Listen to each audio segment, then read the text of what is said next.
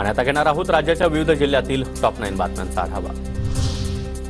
चंद्रपूरमध्ये खाणीमधून काढलेल्या कोळशामध्ये डस्ट मिसळल्याचा प्रकार समोर। राज्य सरकारला कोळसा धुणाऱ्या वॉशरीजकडून कोट्यवधींचा चुना।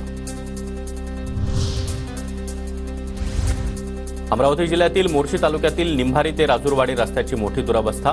मुसळधार पावसामुळे रस्ता खराब, वाहन चालकांचा जीव मुठीत घेऊन प्रवास। बीडच्या राडी इथल्या जिल्हा परिषदेच्या शाळेमध्ये 1.5 महिन्यापासून शिक्षकच नाही। पालकांनी आक्रमक होत गटशिक्षण अधिकाऱ्यांच्या दालनामध्ये शाळा भरवली। परभणी जिल्ह्याला अजूनही समाधानकारक पावसाची प्रतीक्षा। येलदरी जलाशयामध्ये केवळ 31% जिवंत पाणीसाठा, इतर धरणांमध्ये जेमतेम पाणी। अमरावती जिल्ह्यामध्ये माती मिश्रित खत विकल्याप्रकरणी कंपनी मालकांवर गुन्हा दाखल। खत विक्री करणं 13 कृषी केंद्र संचालकांना भोवणार, कृषी अधिकाऱ्यांनी अहवाल मागितला। जळगावच्या चोपडा तालुक्यातील लासूर गावामध्ये 10 जिवंत काडतुसांसह 5 पिस्तूल जप्त। चोपडा ग्रामीण पोलिसांची मोठी कारवाई। छत्रपती संभाजीनगरमधून 2 दोघांना अटक।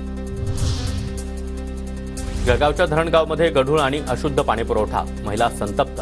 धरणगाव नगर परिषदेवर मोर्चा। छत्रपती